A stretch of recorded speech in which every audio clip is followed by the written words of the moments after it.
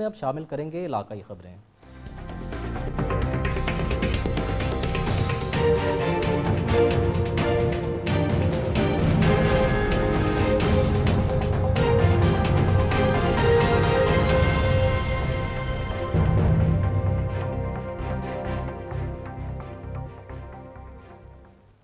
उकाड़ा के नवाही गांव सानीवाल के करीब कमज़ोर पुश्तों के बायस नहर में शगाफ पड़ गया।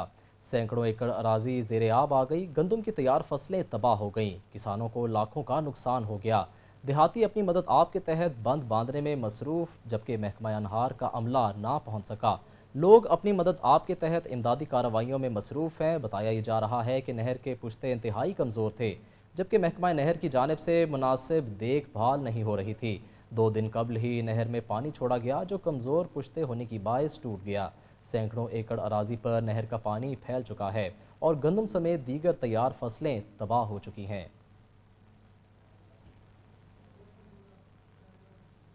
सरगोदा कमिश्नर डॉक्टर फराह मसूद ने डिप्टी कमिश्नर अब्दुल्ला नैयर शेख के हमरा गंदम खरीदारी मरकज़ आसियावाला का दौरा किया। इस मौके पर काश्तकारों को बारदाना की फराहमी और गंदम की खरीद के अमल का बगौर मुशाहिदा किया। सरगोदा कमिश्नर डॉक्टर फराह मसूद ने गंदम खरीदारी मरकज़ आसियावाला का दौरे के मौके पर मौजूद काश्तकारों से मसाइल दरियाफ्त किए और सेंटर पर अब तक बारदाना की फराहमी के लिए मौसूल दरख्वास्तों और इजरा के रजिस्टर्ड का भी मुआयना किया। इस मौके पर फूड कंट्रोलर चौधरी इफ्तिखार अली ने ब्रीफिंग देते हुए बताया कि सेंटर पर अब तक 191 काश्तकारों की जानिब से दरख्वास्तें वसूल हुई हैं। 55,000 से ज़ायद किलोग्राम के बारदाना के बैग काश्तकारों को जारी किए जा चुके हैं।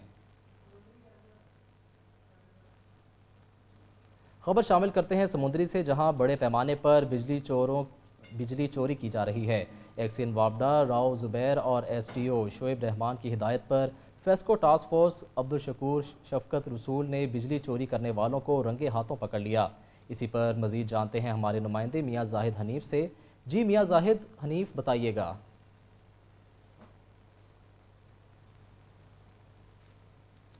हाँ जी बिल्कुल, मैं तहसील सामुंदरी के नवाही गांव चक नंबर 482 गाहबे जगरावा के एक डेरे पर मौजूद हूँ। ये बताना चाहता हूँ कि जहाँ पर बड़े पैमाने पर बिजली जो थी वो चोरी की जा रही थी। मेरे साथ इस वक्त समुंदरी वापटा के मुलाजमी मौजूद हैं, उनसे जान लेते हैं। अच्छा सर, बताइएगा किस पैमाने पर बिजली यहाँ पर चोरी की जा रही है? जी बिस्मिल्लाहिर्रहमानिर्रहीम। ये बहुत बड़े पैमाने पर चोरी की जा रही थी। यहाँ पर शूटर पंप, दरबार, 4 घर और मस्जिद को सप्लाई की जा रही थी। इन्होंने छत के ऊपर अपना सिस्टम लगा के और डायरेक्ट सप्लाइयाँ लगा के बिजली चोरी कर रहे थे। हमारा मीटर रीडर आज जो रीडिंग करने आया उसने पॉइंट आउट किया कि मुझे समझ नहीं आ रही, लोड डिफरेंस है। MI एक्शन राव मोहम्मद जुबैर और शोएब रहमान भुट्टो हमारे SDO, उनके कहने पर मीटर इंस्पेक्टर और हम आए, हमने चेक किया, वसी पैमाने पर जो चोरी की जा रही थी और फैसलों का बहुत ज़्यादा लॉस किया जा रहा था। अच्छा सर, आप भी बताइएगा क्या कार्रवाई की जाएगी, कानूनी कार्रवाई इनके खिलाफ क्या की जाएगी? इनका जो मौके पर लोड है वो और इनके घरों का लोड, इसके मुताबिक हम बिल डालेंगे और इस पे कानूनी FIR दी जाएगी और जो भी कानूनी कार्रवाई होगी वो पूरी की जाएगी। जी बिल्कुल, इनका यही कहना है कि जो भी कानूनी कार्रवाई होगी वो पूरी की जाएगी। एक्सियन वापटा राव जुबैर की हिदायत पर बिजली चोरों के खिलाफ जो है वो गिरा तंग कर दिया गया है। बिजली चोरों को किसी भी हाल में छोड़ा नहीं जाएगा, क्योंकि ये एक यूनिट जो है वो कौम की अमानत है और इसको जो भी इसको चोरी करेगा उसके खिलाफ जो गिरा तंग कर दिया गया है और कानूनी कार्रवाई इनके खिलाफ की जाएगी। जी अब खबर शामिल करते हैं अलीपुर से, जहां लॉकडाउन के बायस दिहाड़ीदार मजदूर मुतासर हुआ है, क्योंकि वो किसी के आगे इमदाद के लिए हाथ भी नहीं फैला सकते। हमारे नुमाइंदे मलिक सज्जाद एक दुकानदार के साथ मौजूद हैं, उनसे बात करते हैं। जी बताइएगा। जी बिल्कुल, मैं इस वक्त मौजूद हूँ तहसील अलीपुर में। पंजाब भर की तरह अलीपुर में भी लॉकडाउन जारी है और छोटे बड़े कारोबार बंद है। इस वाले से मैं अगर बात करूँ दिहाड़ीदार मजदूरों की, तो उन्हें एहसास प्रोग्राम में भी शामिल किया गया है और राशन भी तकसीम किया जा रहा है। अब एक ऐसा तबका है जो बुरी तरह मुतासर हुआ है अलीपुर में, और वो है छोटे दुकानदार, क्योंकि उनकी दुकानें 1 माह से तकरीबन बंद हैं और उन्हें किसी एहसास प्रोग्राम में या राशन में शामिल भी नहीं किया गया और उन्हें दुकानों के किराए भी देने हैं और मकान का किराया भी देना है। वो शदीद परेशानी के आलम है। इस हवाले से हमारे साथ एक दुकानदार मौजूद है, उनसे जानते हैं कि उन्हें क्या परेशानी है। जी बताइएगा। जी, हमारी हुकूमत से पुरजोर अपील है कि 1 महीना हो गया है लॉकडाउन को कंटिन्यू चलते हुए, तो हमारे दीगर दुकानों के किराए हैं, बिजली के बिल हैं, दीगर एक्सपेंसेस हैं, हम किसी के आगे हाथ भी नहीं फैला सकते, मांग भी नहीं सकते। इसलिए हुकूमत हमारे लिए आसान शराइतों के कर्जे फराहम करे। एहसास एमरजेंसी प्रोग्राम बताए, हमारे लिए कोई नया एक प्रोग्राम लॉन्च किया जाए जिससे हमारी कोई हेल्प हो जाए, हमारा अजाला हो सके। Thank you. जी, जैसा कि आपने दुकानदार से सुना कि जैसे छोटे मज़दूरों के लिए और दिहाड़ीदार तबका के लिए एहसास प्रोग्राम लाया गया, इस तरह छोटे जो ताजिर हैं उनके लिए भी कोई ऐसा प्रोग्राम हुकूमत लाए ताकि वो आसानी से अपनी ज़िंदगी गुजार सकें। जी आगे बढ़ते हैं और आपको बताते हैं कि मुल्क भर में लॉकडाउन की वजह से जहां गुर्बत और बेरोज़गारी में इजाफा हो चुका है, वहीं पे माह रमज़ान शुरू होते ही ज़ख़ीरा अंदोज़ माफिया की चांदी हो गई है, जिससे फलों की कीमतें आसमान से बातें करने लगी। इंतज़ामिया ने बड़े ज़ख़ीरा अंदोज़ों पर हाथ डालने के बजाय रेहड़ी वालों को जुर्माने करना शुरू कर दिए हैं। जानते हैं साहिवाल से जावेद इकबाल हंजरा से। जी, कोरोना की वबा के पेश नज़र जिस तरह पूरे मुल्क में लॉकडाउन का सिलसिला जारी है, लॉकडाउन की वजह से छोटे कारोबारी हजरात, छोटे कारोबार वाले लोग वो इंतहाई मुतासर हुए हैं, जिससे गुर्बत और बेरोज़गारी में इजाफा हुआ है। जो ही माह रमज़ान शुरू हुआ है, माह रमज़ान शुरू होते ही जो फ्रूट मंडी की मार्केट है वो इंतहाई ऊपर चली गई है। जो चीज़ तकरीबन 40-50 रुपये दर्जन में मिल रही थी रमज़ान से पहले, वही चीज़ आप तकरीबन 140-130 रुपये में मिल रही है। इसी तरह सेब जो था 150 रुपये मिलने वाला वो 180-200 रुपये, 200 से ऊपर रेट भी उसका है। मेरे साथ इस वक्त कुछ रेहड़ी वाले मौजूद हैं, आइए उनसे पूछते हैं कि ये महंगाई की क्या वजह क्या है, कि किस वजह से इतने रेट यकदम अप हो गए। अपना जी आड़तिया ने सारा सौदा ब्लाक किया हुआ ते जिहड़ी शै मर्जी नाल बेचते हैं ते मर्जी का रेट लेंदे ने ते बोली ना सौदा नहीं बेचते। अपने खजूर जिहड़ी हैगी 6,000-7,000 ਨੂੰ ਲੈ ਕੇ ਰੱਖੀ ਹੈ, ਜਿਹੜੀ 12-13,000 ਰੁਪਏ ਨੂੰ ਵੇਚਦੇ ਪਏ ਨੇ ਤੇ ਇੱਥੇ ਰੇਹੜੀ ਵਾਲਾ ਇੱਕ 5 ਰੁਪਏ ਵੱਧ ਲੈ ਲੈਂਦਾ ਤੇ ਉਹਨੂੰ 2-2,000 3-3,000 ਰੁਪਏ ਜੁਰਮਾਨਾ ਵੀ ਚੇਂਜ ਕਰਦਾ, ਜੇ ਨਹੀਂ ਜਾਂਦਾ ਨਾਲ ਭਾਗ ਲੈ ਜਾਂਦਾ ਗੱਡੀ ਦੇ।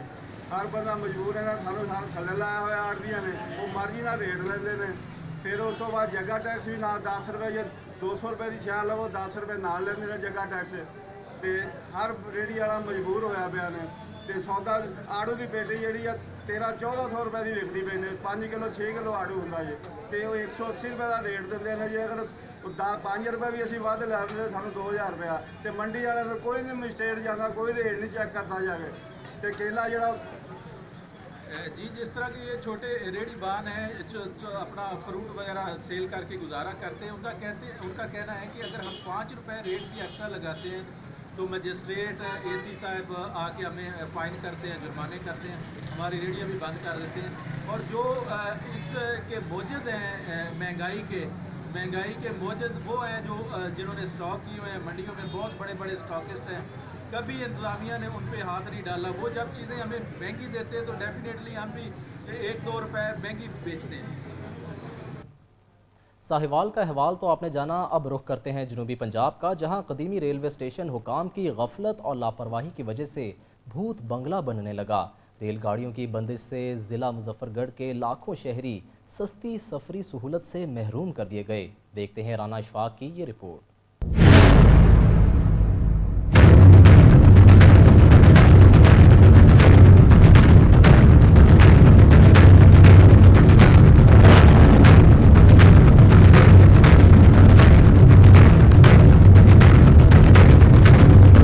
1862 में कायम होने वाला मुजफ्फरगढ़ का रेलवे स्टेशन जनूबी पंजाब का कदीमी रेलवे स्टेशन है।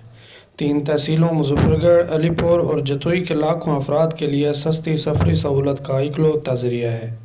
लेकिन रेलवे हकाम की गफलत और लापरवाही के सबब रेलगाड़ियों की बंदिश से लाखों शहरी सस्ती सफरी सहूलत से महरूम हो गए।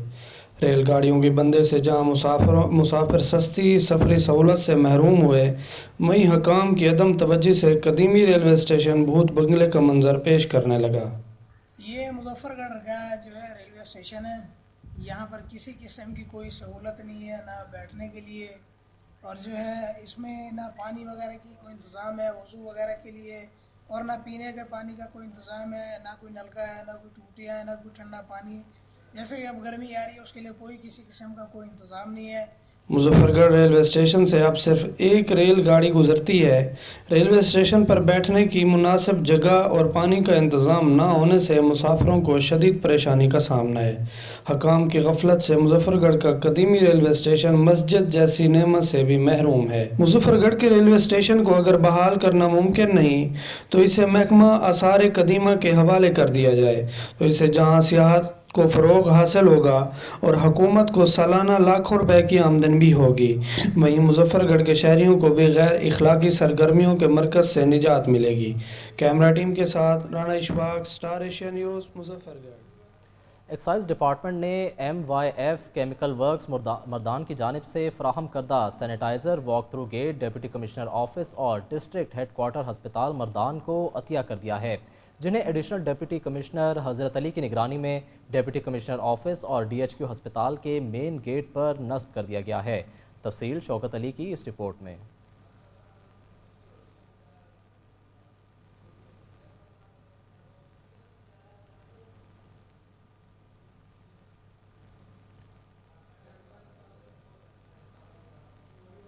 दीपालपुर में भी मुल्क भर की तरह रमज़ानुल मुबारक का बाबरकत महीना शुरू होते ही नाजायज़ मुनाफाखोर सरगर्म हो गए हैं। रोज़मर्रा में इस्तेमाल होने वाली सब्जियों और फ्रूट की कीमतें आसमान से बातें करने लगी हैं। सब्जियां और फ्रूट महंगे होने से दिहाड़ीदार तबका परेशान दिखाई देता है। इसी हवाले से जानते हैं दीपालपुर से अपने नुमाइंदे चौधरी नियाज अहमद की इस रिपोर्ट में। जी बिल्कुल, रमज़ान मुबारक की आमद के साथ ही महंगाई का चिन्ह बोतल से बाहर आ चुका है। दीपालपुर के मुख्तलिफ बाज़ारों में सब्ज़ी, फ्रूट और खजूर की कीमतें आसमान से बातें करने लगी हैं। माह रमज़ान से पहले आलू 50 रुपये, टिंडे 200 रुपये, लीमू 250 रुपये, खजूर 280 रुपये, केला 80 रुपये और सेब 240 रुपये फ़रोख्त हो रहा था। जबकि माह रमज़ान के मुक़द्दस महीने के शुरू होते ही आलू 100 रुपये, टिंडे 400 रुपये, लीमू 650 रुपये, खजूर 400 रुपये, केला 120 रुपये और सेब की फ़रोख्त 300 रुपये तक जारी है। जबकि शहरियों का कहना है सब्ज़ी लेने तो जो चीज़ें हैं वो काफ़ी महंगी हो गई हैं। मसलन खजूर है वो 200 थी, अब 400 है। नींबू है वो 150 रुपये पाव दे रहे हैं। तो हमारी तकरीबन तमाम चीज़ें डबल रेट हो गई हैं। तो हमारी गवर्नमेंट से अपील है इन चीज़ों पर गौर करे और गवर्नमेंट पब्लिक को रिलीफ दे। सारे वास्ते मैं खजूरा लावन आया। खजूरा बहुत महंगियां सन। 2 दिन पहले मैं रेट पता किया है 250 रुपये किलो सन, तो अज मैं पता किया है तो 400 रुपये किलो हो गए ने। इन्नी महंगियां खजूरा लिजा के रोज़ा अफ्तारी मैं किवें कर सकना। वज़ीर आज़म को अपील है भी महंगाई ते काबू करन, आवाम को रिलीफ देवन। बहुत महंगाई हो गई है, इहदा कुछ करो। जो फ्रूट के रेट हैं जो आसमान से बातें कर रहे हैं और सब्ज़ी के रेट हैं इनको कम किया जाए ताकि गरीब आवाम को, सताए हुए आवाम को रिलीफ मिल सके। यही कहना है कि महंगाई की सूरत हाल अगर इसी तरह रही तो आवाम फाकों पर मजबूर हो जाएंगे। कैमरामैन टीम के साथ Chaudhry Niaz Ahmed Sahu, Star Asia News, Dipalpur. Corona virus जायज़ा इजलास की सदारत डिप्टी कमिश्नर शुएब खान जुदून ने की। इजलास में मरीजों की कुल तादाद और नेगेटिव और पॉजिटिव केसेस बारे ब्रीफिंग दी गई। Additional deputy commissioner CEO health MS DH और दीगर महकमा जात के ज़िले अफसरान ने शिरकत की। डिप्टी कमिश्नर शुएब खान जुदून की ज़ेर सदारत कोरोना की सूरत हाल का जायज़ा इजलास DC ऑफिस के कमेटी रूम में मुनक़िद हुआ। इजलास में बताया गया कि ज़िले में 655 मुश्तबा मरीज़ों की सैम्पलिंग हो गई है और 590 के रिज़ल्ट नेगेटिव आए हैं और 24 के रिज़ल्ट का इंतज़ार है, जबकि 8 मरीज़ कोरोना को शिकस्त देकर सेहतयाब हो चुके हैं। इस वक्त ज़िले में 41 कोरोना पॉजिटिव हैं। इजलास में डिप्टी कमिश्नर शुएब जदून ने इस अज़्म का इजहार किया कि कोरोना को हर हाल में शिकस्त देंगे और इंशाअल्लाह अवामी ताउन से इस वायरस का खात्मा करके दम लेंगे।